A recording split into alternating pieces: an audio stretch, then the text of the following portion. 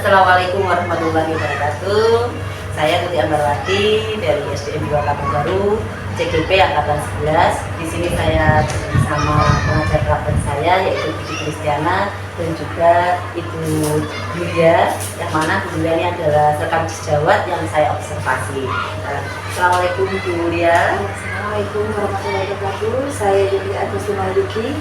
Saya guru kelas 1 di SD Negeri 2 Kampung Baru. Bagaimana kabarnya Bu Yulia? Alhamdulillah. Bu Yulia, ini adalah kegiatan pasca observasi saya, yang mana nanti tujuan dari kegiatan ini yaitu saya ingin mengajak Bu Yulia berbincang terkait kegiatan pembelajaran yang telah Ibu laksanakan. Sebelum saya sampaikan beberapa catatan yang sudah saya catat, ada beberapa hal yang ingin saya tanyakan Bu Yulia. Yang pertama, bagaimana perasaan Bu Yulia setelah melakukan kegiatan pembelajaran kemarin? Alhamdulillah puas, walaupun ada yang belum sempurna. Lalu terus bagaimana perasaan Bu Yulia ketika melaksanakan kegiatan pembelajaran yang mana kegiatan pembelajaran itu dihadiri oleh supervisor? Sedikit tegang karena agak nervous juga.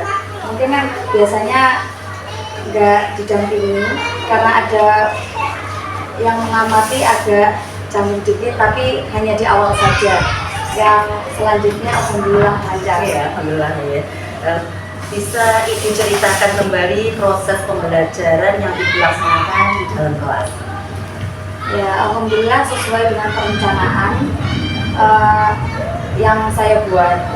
Saya menyampaikan tujuan-tujuan pembelajaran dan melaksanakan pembelajaran dengan berdefinisi konten, yaitu dengan menggunakan LCD, buku, gambar, dan simbol Pancasila.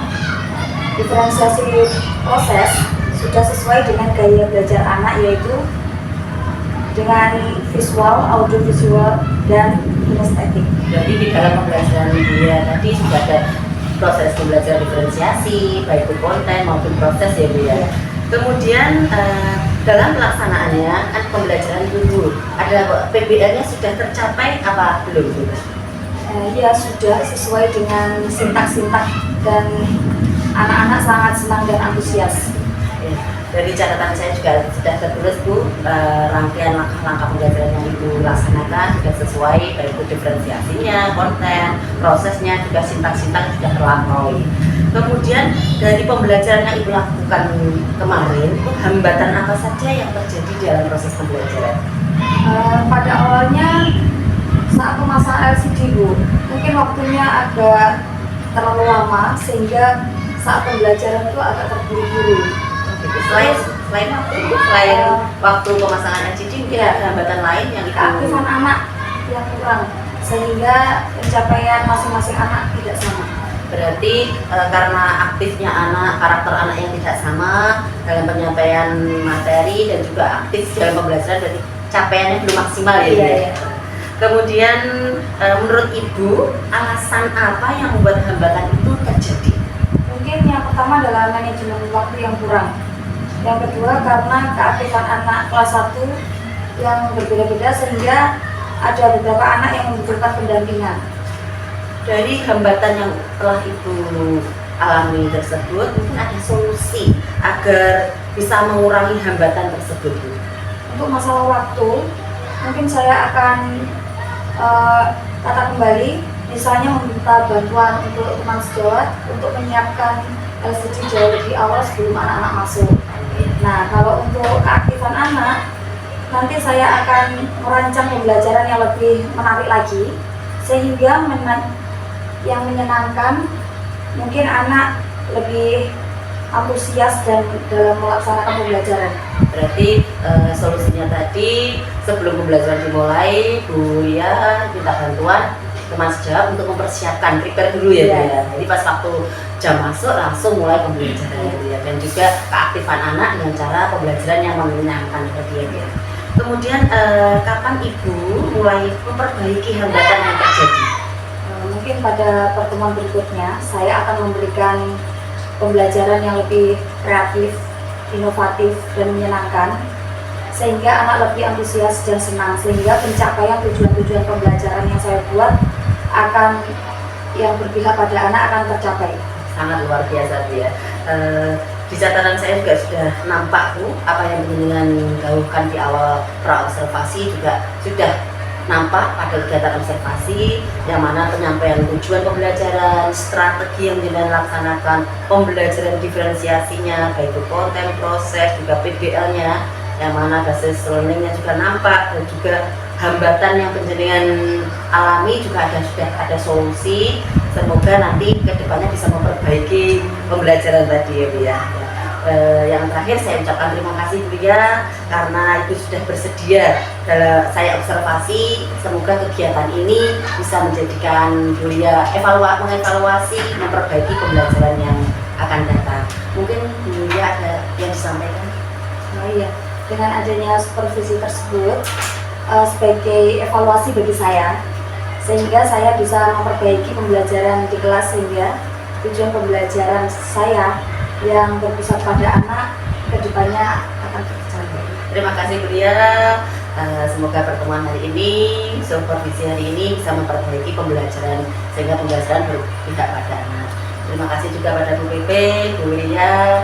Alhamdulillah kegiatan pasca observasi sudah selesai untuk kegiatan saya. Terima kasih. Assalamualaikum warahmatullahi wabarakatuh.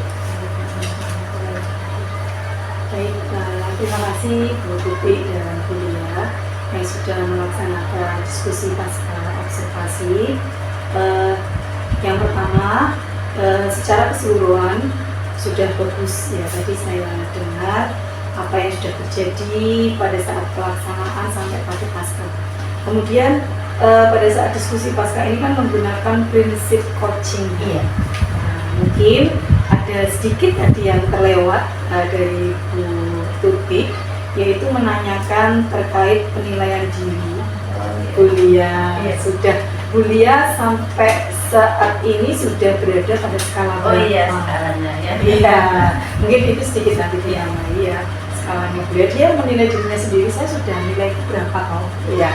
Nah, terus kemudian tadi juga dikatakan Bu Lia bahwa perasaannya sudah plong ya setelah kemarin kemudian pelaksanaan observasi, karena biasanya saya yakin Bu Lia ini memang sudah terbiasa kalau guru kan mengajar ya memang tugasnya, tapi berbeda hal kalau memang diamati ya, itu pasti ada rasa nervous, ada rasa gimana ya nanti ya gitu ya, khawatir dengan dirinya sendiri. Tetapi tadi sudah bisa diatasi, itu canggungnya di awal-awal saja, tapi nanti untuk ke belakangnya kan sampai penutup sudah bisa mengontrol emosinya gitu ya, sudah bisa beradaptasi. Terus kemudian tadi juga dikatakan bahwa pada saat melaksanakan pembelajaran itu Bu Lia sudah melaksanakan sesuai perencanaan di modul ajarnya gitu ya, menggunakan pendekatan problem solving ya, dengan sintak-sintaknya itu. Kemudian juga menggunakan metodenya adalah diferensiasi. Nah, di situ tadi sudah ada diferensiasi kontennya dengan apa ya, memberikan siswa bermacam-macam media pembelajaran. Ada yang tadi buku, ada yang CD, kemudian ada gambar-gambar simbol. Nah, itu sudah merupakan diferensiasinya. Nah, kemudian untuk prosesnya tadi juga sudah Bulia laksanakan terkait gaya belajar anak. Ada yang visual, auditorial, kemudian kinestetik. Nah, kemudian tadi hambatannya keaktifan siswa. Seharusnya kalau kita sudah merencanakan semacam itu, harusnya impact-nya siswa itu akan lebih aktif. Karena apa? Karena media yang kita sajikan itu sudah sesuai keinginan karakter masing-masing siswa. Mungkin yang kinestetik dia bisa dengan video menirukan gerakan-gerakan yang ada di video gitu ya. Kemudian yang dia visual mungkin dia dengan buku teks tadi. Nah, seharusnya anak-anak itu sudah aktif dengan modul ajar yang dibuat Bulia. Nah, ini yang harus dicari. Kenapa anak-anak kok masih ada yang kurang aktif? Padahal modulnya sudah diferensiasi banget gitu ya. Nah, itu yang perlu dicari, apakah mungkin metode atau strateginya yang kurang, ya mungkin di prosesnya, ataukah mungkin nanti bisa ditambahkan di produknya mungkin. Oh tapi kalau PPA kan tidak ada apa-apa. Nah itu nanti yang perlu Bu Lia gali lagi, apa ya sebenarnya kok anak-anak itu tidak, padahal saya sudah membuat kerangka pembelajaran yang sudah berdiferensiasi gitu.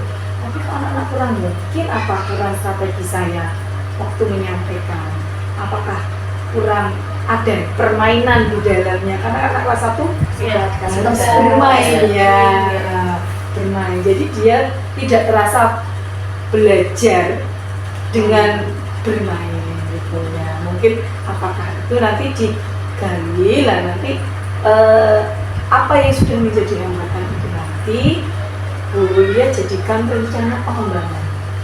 Nah, buat rencana pengembangan, terus nanti ditindaklanjuti, nanti akan didampingi juga sama BPT. Itu ya Bu Lia ya. Tapi secara keseluruhan sudah bagus, ketika juga sudah bagus gitu ya. Itu mungkin itu saja mungkin yang dapat saya sampaikan di kali ini. Saya ucapkan terima kasih dan mohon maaf manakala ada kesalahan. Assalamualaikum warahmatullahi wabarakatuh. Waalaikumsalam warahmatullahi wabarakatuh. Kasih itu Pak.